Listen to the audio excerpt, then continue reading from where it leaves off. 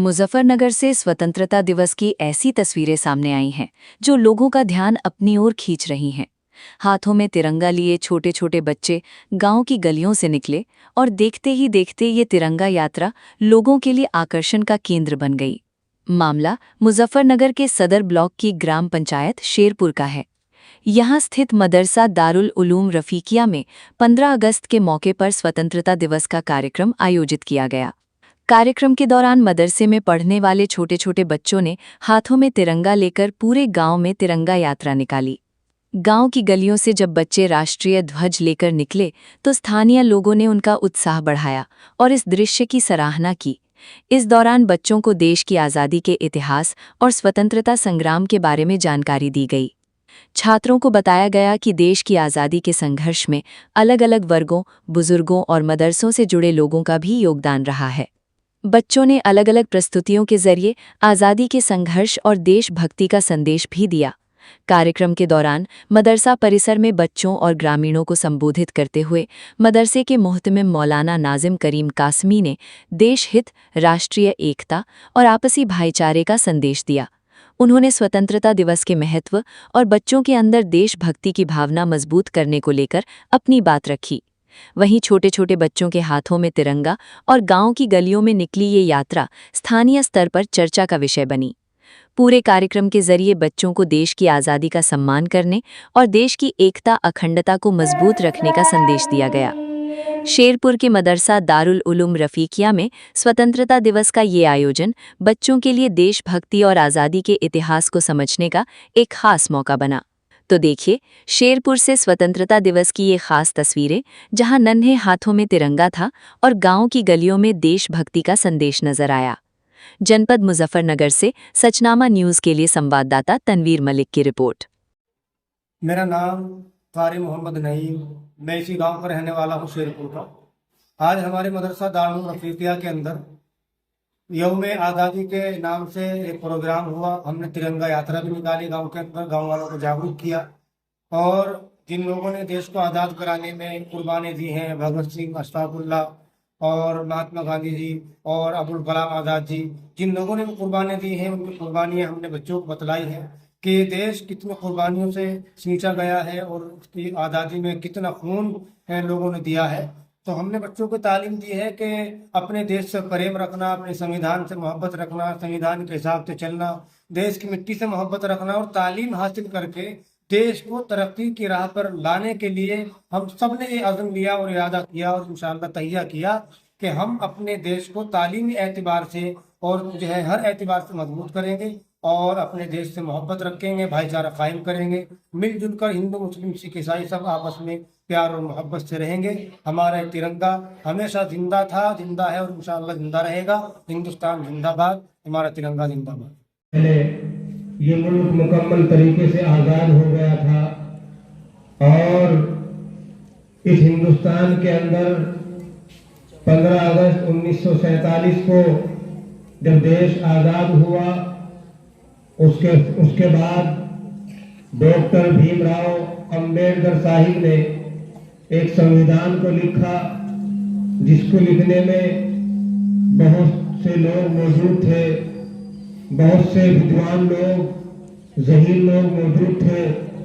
और उन्होंने एक संविधान की एक किताब तैयार की और उसके अंदर हिंदुस्तान में रहने वाले हर इंसान को उसके मजहब के एतबार से आज़ादी दिलाने का एक वचन दिया गया। उस संविधान के अंदर, उस किताब के अंदर हिंदुस्तान में रहने वाले तमाम मज़ाहिब के लोगों को अपने मजहब के एतबार से हिंदुस्तान में रहने का एक आज़ादाना हक दिया गया। उस संविधान की किताब के अंदर हिंदुस्तान में रहने वाले तमाम मज़ाहिब को मानने वाले लोगों के लिए ये पैगाम दिया गया कि तुम अपने हिंदुस्तान और अपने इस मुल्क के अंदर रहते हुए अपने मजहब के एतबार से शादियां कर सकते हो, अपने मजहब के एतबार से खा सकते हो, अपने मजहब के एतबार से इबादत कर सकते हो, अपने मजहब के एतबार से अपनी इबादत गाहें बना सकते हो। اپنے مذہب کے اعتبار سے تعلیم حاصل کر سکتے ہو، اپنے مذہب کے اعتبار سے لباس پہن سکتے ہو، اپنے حساب سے اپنی بولی بول سکتے ہو، اپنے مذہب کے اعتبار سے شادیاں کر سکتے ہو۔ اس ہندوستان کے اندر جب 1847 میں یہ آزاد ہوا اور 3 سال کے بعد اس کا قانون 1850 کے اندر لاگو کیا گیا، تو اس قانون کے اندر، اس سنویدھان کے اندر، اس کتاب کے اندر تمام وہ باتیں اور تمام ان لوگوں کی بات کو اور ان لوگوں کے مذہب کو اور ان لوگوں کے عقائد کو رکھا گیا جو ہندوستان میں رہنے والے ہیں اور اپنے مذہب کے عقائد پر چلنے والے لوگ ہیں۔ تو ہم مدارس اسلامیہ والے سنویدھان کو مانتے ہیں، سنویدھان کے مطابق چلتے ہیں، سنویدھان کے مطابق ہم آزاد ہیں، سنویدھان کے مطابق ہم ہندوستان میں رہتے ہیں، سنویدھان کے مطابق ہم مساجدیں بناتے ہیں، سنویدھان کے مطابق ہم مدارس بناتے ہیں، اور سنویدھان کے حساب سے ہم اپنے مذہبی تعلیم کو حاصل کرتے ہیں، سنویدھان کے حساب سے ہم دنیا میں بلکہ ہندوستان میں رہ کر کے اپنی جس طرح ہم میٹنگ کرتے ہیں، جلسے جلوس کرتے ہیں، کوئی بھی پروگرام کرتے ہیں، ہمیں ہمارے سنویدھان نے یہ آزادانہ حق دیا ہے کہ ہم اس ملک میں رہ کر کے اپنے سنویدھان کو اپنے سامنے رکھ کر کے ہم اس سنویدھان کے حساب سے چلیں اور ہندوستان سے محبت کرتے رہیں، کیونکہ ہندوستان سے محبت کرنا یہ ہمارا ایمان ہے۔ آج سے 1450 سال پہلے آقا مدنی محمد عربی صلی اللہ علیہ وسلم نے یہ پیغام دیا تھا کہ جس ملک میں انسان رہتا ہے اس ملک کی مٹی سے، اس ملک سے محبت کرنا یہ بھی انسان کے ایمان کی علامت ہے، یہ بھی ایمان کا ایک حصہ ہے۔ تو اس لیے ہمارے آقا محمد عربی صلی اللہ علیہ وسلم نے 1450 سال پہلے ہمیں یہ تعلیم دی ہے، ہمیں یہ سبق دیا ہے کہ اپنے ملک سے محبت رکھنا یہ ایمان ہے، اپنے ملک سے محبت رکھنا یہ ایمان کی علامت ہے، اپنے ملک سے محبت رکھنا یہ آپ کی ایمان کی پکی ہونے کی دلیل ہے۔ اس لیے مسلمان، ہندوستان میں رہنے والا کوئی مسلمان ہندوستان سے نہ بغاوت کر سکتا ہے، نہ ہندوستان سے بغاوت کرتا ہے۔ ہندوستان میں رہنے والا مسلمان ہندوستان سے پیار کرتا ہے، ہندوستان کے سنویدھان سے پیار کرتا ہے، ہندوستان کا رہنے والا مسلمان اس کی سرحدوں سے پیار کرتا ہے، ہندوستان کا رہنے والا مسلمان اس کی بقا کے لیے دعائیں کرتا ہے، اس کی سلامتی کی دعائیں کرتا ہے، بدنظری سے بچنے کی دعائیں کرتا ہے، اور تعلیمی اعتبار سے اپنے بچوں کے اندر وہ ولولہ اور وہ جوش، وہ جو ہے باتیں پیدا کرتا ہے کہ تعلیمی اعتبار سے وہ اپنے بچوں کو یہ تعلیم دیتا ہے اور یہ سکھاتا ہے کہ یہ ہندوستان جو آزاد ہوا ہے یہ آزادی تمہیں ایسے نہیں مل گئی کہ کسی نے پڑیا میں باندھ کر تمہیں دے دی ہو، یہ ہندوستان کی آزادی کے لیے بے شمار علماء، بلکہ بے شمار نہیں کئی لاکھ علماء کو قربانیاں پیش کرنی پڑی ہے، کئی لاکھ علماء کی گردنیں کٹی ہیں، کئی لاکھ علماء کو شہید کیا گیا ہے، کئی لاکھ علماء کی چوڑیاں ادھیڑ دی گئی ہیں، کئی لاکھ علماء کو کھنجروں کی کھالوں میں دم کیا گیا ہے، کئی لاکھ علماء کو تندوروں میں دم ڈالا گیا ہے، اور ہزاروں مسلمانوں کو اور ہزاروں علماء کو درختوں کے ٹہنیوں پر لٹکا دیا گیا ہے، درختوں کی شاخوں پر لٹکا دیا گیا ہے۔ ہماری تاریخ اور ہمارے بزرگوں کی تاریخ اور علماء کرام کی تاریخ اگر کسی کو جاننی ہے تو جاؤ مالٹا کی جیل سے جا کر کے پوچھو، بالا کوٹ سے جا کر کے پوچھو، وہاں کی پہاڑیوں پہ جا کر کے پوچھو، شاملی کے میدان سے جا کر کے پوچھو، دلی سے جا کر کے پوچھو، اور دلی سے لے کر کنیا کماری کے ایک ایک درخت سے جا کر کے پوچھو کہ بتاؤ تمہارے اوپر کس کی گردنیں لٹکی ہوئی تھی، تمہیں آزاد کرانے کے لیے جن لوگوں نے تمہارے اوپر اپنی گردنیں ٹنگوانا پسند تو کر لیا تھا، لیکن ہندوستان کو انگریزوں کی غلامی میں رکھنا انہیں برداشت نہیں تھا۔ بتاؤ وہ کون لوگ تھے؟ تو وہ درخت چیخ چیخ کر پکار کر کہیں گے وہ کوئی اور نہیں تھا، وہ مدارس اسلامیہ کی ٹوٹی ہوئی چٹائیوں پر بیٹھ کر کے پڑھنے اور پڑھانے والے وہ علماء تھے جو پھٹے ہوئے کپڑوں میں بھی ہندوستان کی آزادی کا نعرہ دیتے تھے۔ ہمارے اوپر ٹنگنے والا وہ انسان تھا जो अल्लाह अल्लाह भी करता था और हिंदुस्तान को आजाद कराने के दम भी भरता था, हिंदुस्तान के में रहने वाले अंग्रेजों के खिलाफ जिहाद का फतवा भी जारी करता था, हिंदुस्तान में रहने वाले लोगों को ये दरख्त देता था, हिंदुस्तान में रहने वाले लोगों, तुम आज अंग्रेजों के चुंगल में फंस चुके हो, हमारा मुल्क गुलाम हो चुका है, हमारा मुल्क अंग्रेजों के चुंगल में फंस चुका है, हमें अंग्रेजों के चुंगल से हिंदुस्तान को निकालना है। और इसको निकालने के लिए फतवा देने वाला कोई और नहीं था, वो भी एक आलिम दीन था, वो मुसलमान था, कुरान के मानने वाला था, अहादीस के मानने वाला था, नबी का मानने वाला था, इसलिए कि उसने 1450 साल पहला सबक पढ़ा था कि मोहम्मद अरबी ने कहा था जिस मुल्क में इंसान रहता है उस मुल्क की मिट्टी से मोहब्बत करना उसका ईमान का हिस्सा है। तो मुसलमान न अपने देश का बागी हो सकता है, न संविधान का बागी हो सकता है, न हिंदुस्तान की सरहदों का बागी हो सकता है, न हिंदुस्तान में किसी तरह के फितना फसाद फैला सकता है, क्योंकि मुसलमान अमन पसंद है, मुसलमान नबी के मानने वाला है और नबी के मानने वाला मुसलमान अपने देश के अंदर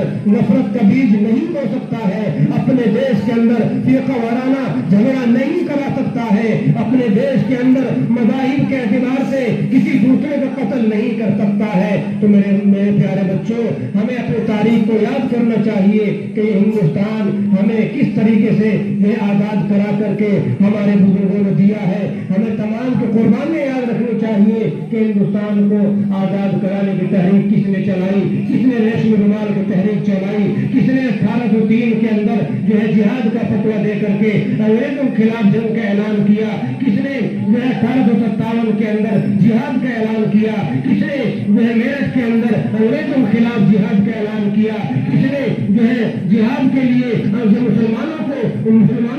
ऐलान कहा कि मुसलमानों एक वक्त की रोटी खाओ, भूखे रहो, लेकिन हिंदुस्तान को आजाद कराने के लिए अपनी जान माल की कुर्बानियां पेश करो। और उसी का नतीजा हुआ कि दारुल देवबंद की 1866 के अंदर बुनियाद डाली गई। दारुल देवबंद की बुनियाद रखना सिर्फ ये बात नहीं थी कि वहाँ मौलवी बनाए जाएंगे, वहाँ हाफिज बनाए जाएंगे, वहाँ कारी बनाए जाएंगे, नहीं, बल्कि वहाँ हिंदुस्तान से मोहब्बत रखने वाला बनाया जाएगा, वहाँ हिंदुस्तान को प्यार करने वाला बनाया जाएगा, वहाँ हिंदुस्तान की मिट्टी से मोहब्बत करने वाला तैयार किया जाएगा, अंग्रेजों के दांत तोड़ने वाला, अंग्रेजों के दांत खट्टे करने वाला तैयार किया जाएगा। दारुल देवबंद ने वो काम किया। मौलाना महमूद हसन देवबंदी ने पूरे हिंदुस्तान के अंदर वो पैगाम दिया कि हम हिंदुस्तान के अंदर रहते हैं लेकिन अंग्रेजों के गुलाम हो चुके हैं और अंग्रेजों की गुलामी से निकलने के लिए हमें जिहाद करना ही होगा। मौलाना इस्माइल शहीद ने जब ये फतवा दिया तो ये आग की तरह फैल गया, अंग्रेजों के दिलों के अंदर, उनके दिमागों के अंदर ये बात घर कर गई कि मुसलमान अगर जाग गया, मुसलमानों ने अगर ये नारा दे दिया है, मुसलमानों के उलमा ने नारा दे दिया है, कुरान के मानने वालों ने अगर हिंदुस्तान से अंग्रेजों को भगाने का इरादा कर लिया है, तो अंग्रेज जानता था मदारिस इस्लामिया की चटाइयों पर बैठ करके पढ़ाने वाला मुसलमान बुज़दिल नहीं हो सकता है, वो देश का बागी नहीं हो सकता है, वो अपने देश से प्रेम करता है, वो अपने देश से मोहब्बत करता है। अंग्रेजों के दिमाग में उसी वक्त में ये बात पैदा हो गई कि आज अंग्रेजों की फौज में भर्ती होने का जो फतवा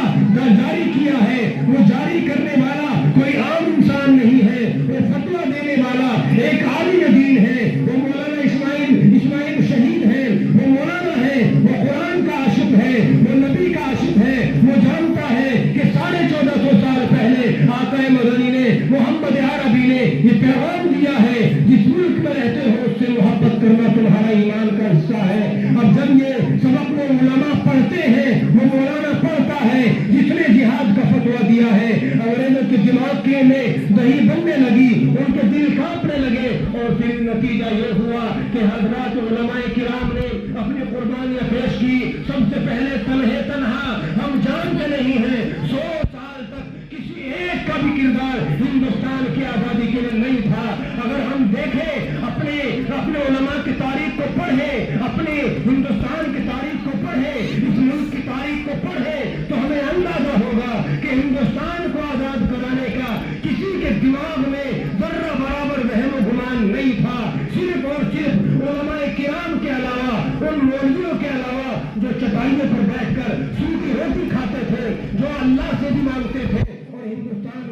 आज़ाद कराने का आज़म लेकर के निकल पड़े थे। 100 साल तक किसी माई के लाल का इस हिंदुस्तान को आज़ाद कराने में कोई किरदार नहीं है। अगर 100 साल की तारीख को हम देखें, तमाम तारीख के औरात को पलटे, तमाम किताबों के पन्नों को पलटे, तमाम डिक्शनरी को हम पलटे, तमाम कुतुबखानों में जाकर हम छाने, हमें एक किसी गैर का नाम हिंदुस्तान की आज़ादी के लिए 100 साल उस तारीख के अंदर नहीं मिलता है। 100 साल तनहे तनहा हमने बल्कि उलमा ने, जिनको आज हम गद्दार कहते हैं, जिनको देशद्रोह कहते हैं, जिनको आतंकवादी का लक़ब देते हैं, इन मदारिस इस्लामिया में बैठ